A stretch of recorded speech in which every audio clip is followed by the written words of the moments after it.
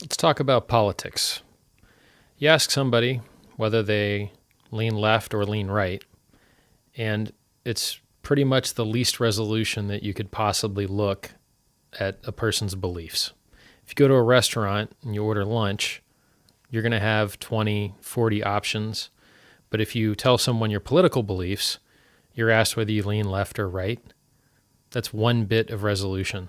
That's a single on-off switch. That's almost the least resolution you could possibly have.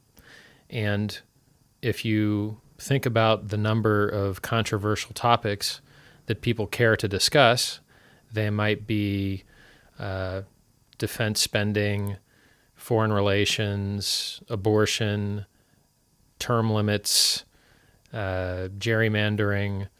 There's some inflammatory, argumentative issues out there, but you probably wouldn't find 100 popular ones.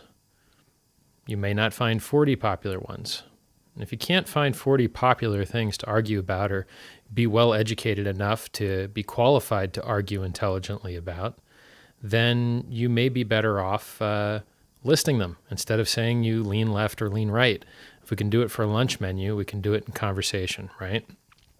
A common thing that you'll see is that people won't describe themselves as leaning left or leaning right. They might say something like socially conservative, fiscally liberal, or socially liberal, fiscally conservative, which is just an extra bit of resolution, an extra on or off switch, taking the states that you could have from 2 possible states over to about 4 possible states. Not a whole lot of detail. If the JPEGs that you looked at on the internet were encoded in 4 bits of color, they would be pretty damn ugly. It helps to have a lot of more gradations, and then you have all these beautiful colors without banding and such, right? We should have the same intelligent analysis of our own beliefs in regards to politics. So just because you think that the minimum wage is a good idea, you may not think welfare is a good idea. Just because you think the minimum wage is a good idea, it doesn't mean that you're pro-life or pro-choice, right? These things can be measured and thought about on their own, and it's rather insulting to assume that things are the same when they're different. If I were to tell you all black people are the same, you'd say that's stupid. If I were to tell you all Italians are the same, you'd say that's stupid. But then I say that same thing in code when I say, are you on the left or the right? It's the same thing as saying everyone on the left is the same and everyone on the right is the same. It basically promotes argument and promotes difference because you're amplifying the amount of difference.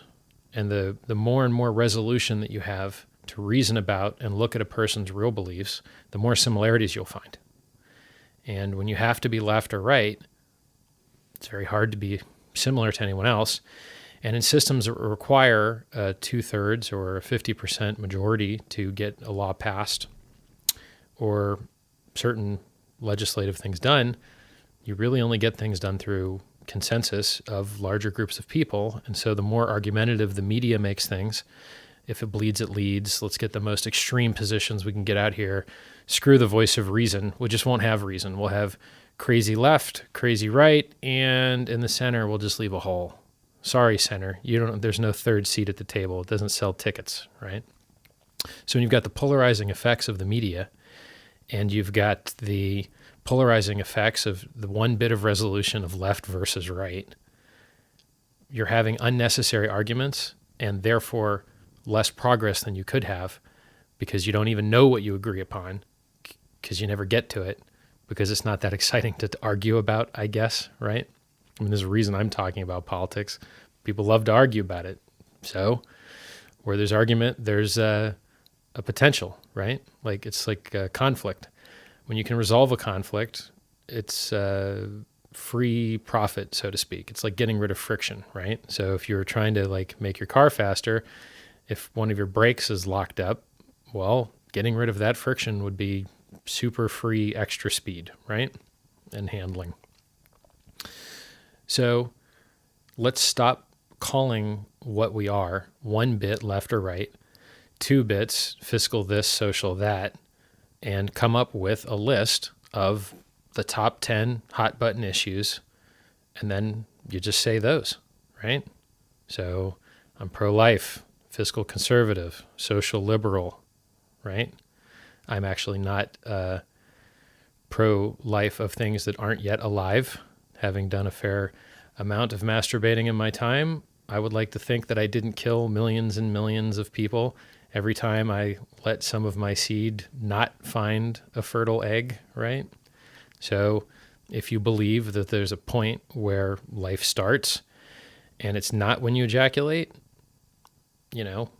I could see a pretty good argument for being pro-choice, right? And there's another odd structuring. Who isn't pro-life? Everyone's pro-life, right?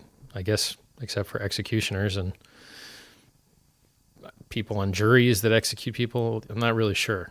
It's rather unfair to frame an argument where both parties are pro-life, but only one gets to carry the banner, right? And both parties are pro lots of choices all over the place, but only one gets to carry the banner.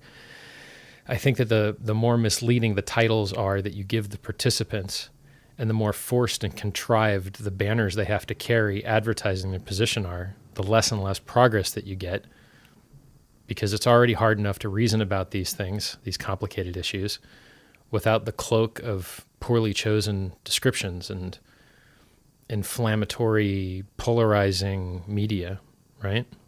So, in summary, if you're going to talk about politics, which no one probably is going to, people like to argue about these things, especially as they age.